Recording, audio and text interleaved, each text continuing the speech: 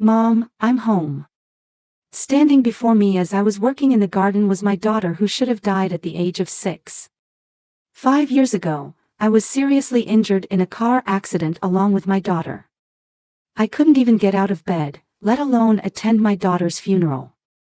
That's why I couldn't say goodbye and was plunged into deep sorrow for a long time. I stood there dumbfounded, wondering if I was seeing a vision. As I was too shocked to speak, my grown daughter began to reveal a shocking truth. Actually, at that time, after hearing her story, I decided to send that person to hell. My husband Ian started a company after marrying me. When he first started the business, I was struggling to manage the mortgage and living expenses. Of course, I economized on food, clothing, and household goods wherever I could, supporting him with all my might. During that time, our daughter Sophia was born, and though it was tough, we spent happy days together. After about 4 years, my husband's business started to take off, and we gradually had a little more financial breathing room. It's all thanks to you. Thank you. I was genuinely happy to hear his words of gratitude, and I felt I could work even harder. My hobby at that time was gardening, and my daughter always helped me water the plants. Sophia was bright, honest, and a very lovely daughter I was proud of. The time we spent together in the garden under the warm sunlight was our special moment. However, that happiness didn't last long. I started to feel lonely at home around the time Sophia turned 6. My husband's spending habits became extravagant, and he started coming home late more often. Sometimes I could smell women's perfume on the suits he asked me to take to the dry cleaners. I tried to convince myself that he had to socialize with business partners, but the uneasy feeling wouldn't go away. One day, after dropping my daughter off at kindergarten and catching my breath, I received a phone call from my husband. I forgot some documents I need for a meeting today. Bring them to the office right away. His voice sounded unusually flustered. Okay, where are the documents? They should be in the drawer of my desk in my room. It's a blue file. Hurry up and bring it. The call ended before I could even respond. I felt irritated by my husband's arrogant attitude. As his work got on track and his income increased, Ian changed. Until Sophia was about 2 years old, no matter how busy he was, he would take her to the park on weekends or play with her. Before, even on ordinary days, he would often buy clothes, stuffed animals, or toys to please our daughter. However, he gradually started going out on weekends with various excuses and stopped being involved in childcare altogether. Moreover, he began to say terrible things like, "Who do you think you're able to live thanks to?" Or, "If you have any objections, say them after you earn as much as I do." I found the documents in my husband's desk drawer and headed to Ian's company. Later, I went out to buy a school bag for Sophia, who was about to start elementary school. She was so adorable, looking at various colorful bags and asking, "Mom, how about this one? Does it suit me?" I couldn't help but smile, forgetting all my complaints about my husband as we spent a lovely time together. The light purple bag with the lace-like pattern was cute. But the pink bag with the embroidery was lovely too. On the bus ride home, I smiled at the sight of my daughter sitting with her arms folded, pondering with a serious face. It's hard to decide, isn't it? We still have time, so you can think about it carefully. Yes. I'll find my absolute favorite. After that, we got off the bus at our usual stop, and when we were about 5 minutes away from home, I suddenly heard the loud engine sound of a sports car in the distance. When I turned around, I saw a car speeding towards us.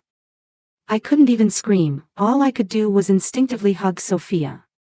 I heard the screams of passers-by, and the next moment, I felt an incredible impact on my body before losing consciousness. The next time I opened my eyes, I was in a hospital bed. I saw a white ceiling and it took me a while to understand that I wasn't at home. We were looking at bags on our way home, then a car came towards us, and then my whole body ached just from breathing, and I could barely move, but all I could think about was my daughter's safety. I pressed the nurse call button, enduring the pain, and soon a nurse and doctor came running, saying they would contact Ian. Apparently, I had been asleep for 3 days. 30 minutes later, when he arrived at the hospital and entered the room, he looked at me and muttered, "So you're alive," then let out a sigh. "What about Sophia?" I asked my husband in a hoarse voice as he came to the side of the bed. By the time I got to the hospital, she was already. He told me without making eye contact, seeming to look off into the distance.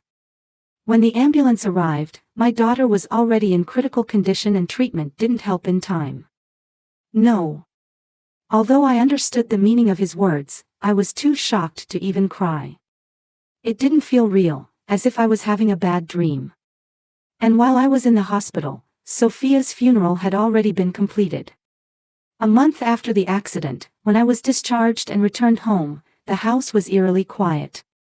There was only a smiling photo of Sophia in the living room. Unable to see my daughter's final moments, I was consumed by deep despair. In the depths of my despair, I couldn't do anything and spent my days just crying. I even lost all interest in gardening, which I had loved so much.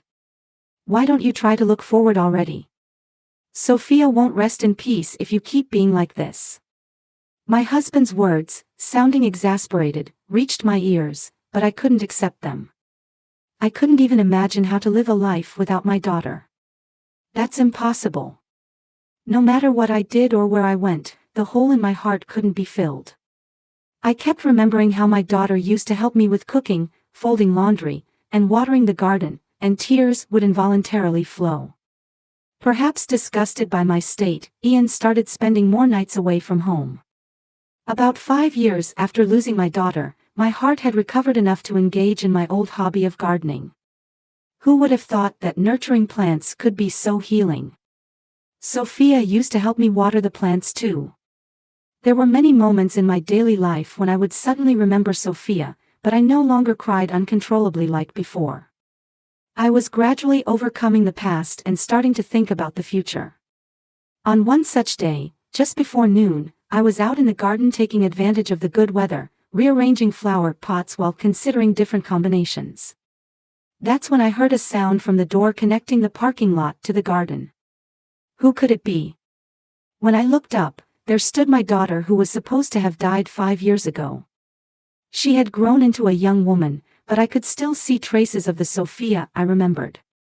"Mom, I'm home," she called out hesitantly, and I was too surprised to say anything. I just stared at her in amazement, unable to move, wondering if I was dreaming or seeing some kind of illusion. "How?" That was all I could say after a while. "Mom, listen carefully. Actually." The shocking truth my daughter told me filled me with a rage I had never felt before. Everything had been orchestrated by Ian. Unforgivable. I decided to send my husband to hell. From now on, I would live for Sophia's happiness. I vowed not to cry anymore. A few weeks later, Ian was unusually spending his day off at home. "Honey, can I talk to you for a moment? Can you explain this?" I placed several photos in front of him as he was lounging on the sofa watching TV. They showed my husband entering various houses and supermarkets with an unknown woman. "What are these?" "I took them while following you. I've been suspecting you of having an affair because you've been coming home late or not coming home at all more often." He picked up the photos and laughed scornfully. "Since Sophia died, you've been moping around with a gloomy face every day, right? It's only natural not to want to come home when I see that." He tapped the photos with his finger and said brazenly, "This house is a place I'm renting near the office for work. That woman is the housekeeper. So of course she's going in and out of the house." "I see." Seeing my meek attitude, my husband grinned confidently. "Those photos don't prove anything." He crossed his arms and leaned back, seemingly emboldened. "Well, that might be fine, but..." Just as my husband looked puzzled by my words, my cell phone rang loudly. I answered the phone without any explanation. "What now? Is this conversation over?" As he spoke irritably, I showed him the video call screen, and his face changed instantly. "Hello, Mom. I had asked Sophia to call me. Huh? What's going on? Actually, when she came to visit me, she had a smartphone hanging around her neck. She told me that Ian was managing her cell phone. So, I came up with the idea of registering Sophia's and my numbers under fake names in each other's phones, without Ian knowing, and asked for my daughter's cooperation. I might have forgiven you for the affair, but I can't forgive you for lying about Sophia's death. I want you to confess everything. Faced with the intensity of my daughter on the phone and me, my husband involuntarily stood up and stepped back. I could see his eyes darting around, clearly agitated. What Sophia had told me that day was unforgivable. When we had the accident, I was severely injured and taken to a hospital with an intensive care unit, but due to capacity issues, my daughter was taken to a different hospital.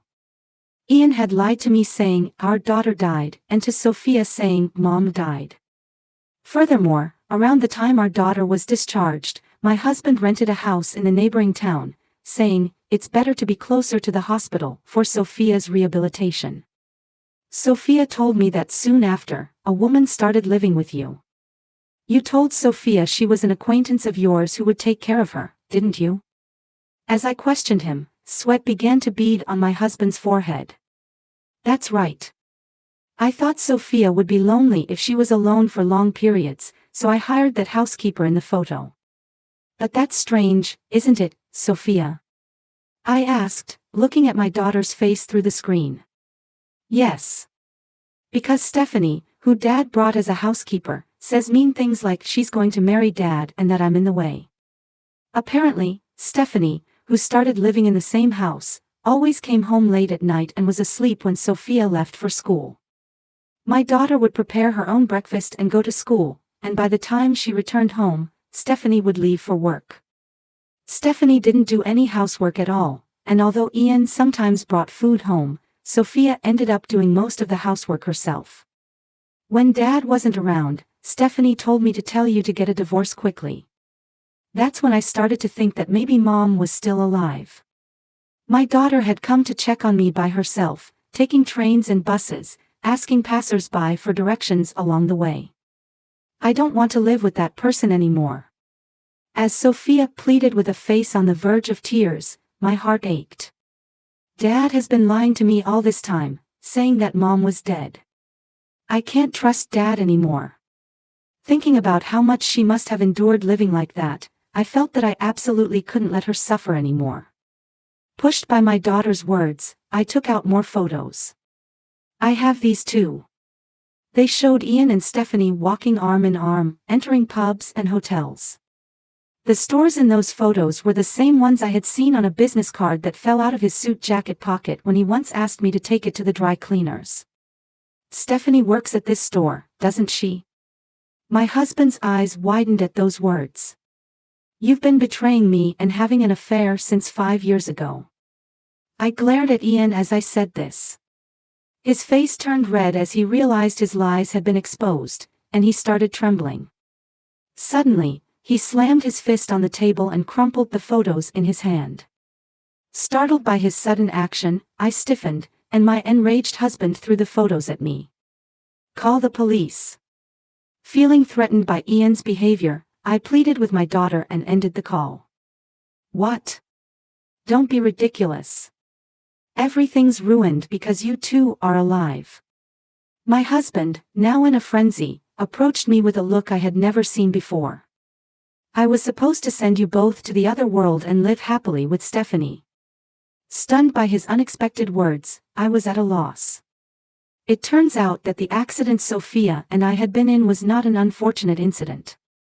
Apparently, he had hired an acquaintance of Stephanie's to run us over with a car. When we were seriously injured but our lives were not in danger, he was forced to change his plans and ended up living a double life between our home and his mistress's house. Of course, the story about having completed our daughter's funeral was also a lie. If you two had died in the accident as planned, I would have gained sympathy from everyone around me and even collected the insurance money.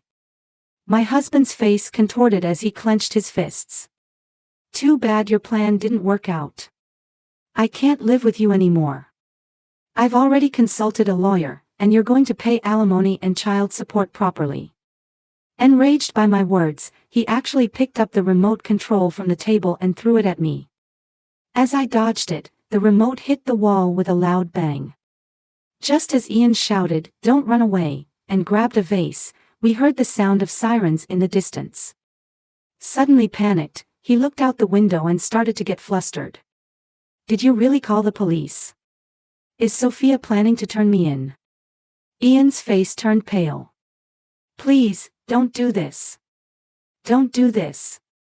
I'll lose everything, my company, Stephanie, everything. Think hard about what you've done while you're in prison." Disgusted that even in this situation he didn't mention my or our daughter's names, I coldly declared. As footsteps approached and police officers entered the room, a panicked Ian actually threw the vase he was holding at them. "Stay back. Stop." The officers skillfully restrained my husband, who resisted violently until the very end. Thanks to our daughter's report and her actions, he was taken away. After that, I divorced Ian and received a lump sum payment of $300,000 for alimony, child support, and division of property. His company was in an uproar the day after his sudden arrest. I received numerous phone calls, but I simply stated the facts calmly. Ian ended up losing everything, his family and his social credibility. He must be regretting his actions now. But even if he realizes it's too late to make amends, it's already over for him. I moved with my daughter and started a new job, beginning our new life. I feel happy every day knowing that my daughter is there when I come home. "We're having macaroni and cheese for dinner tonight," I said as I set the table, and Sophia beamed, saying, "Yay." Such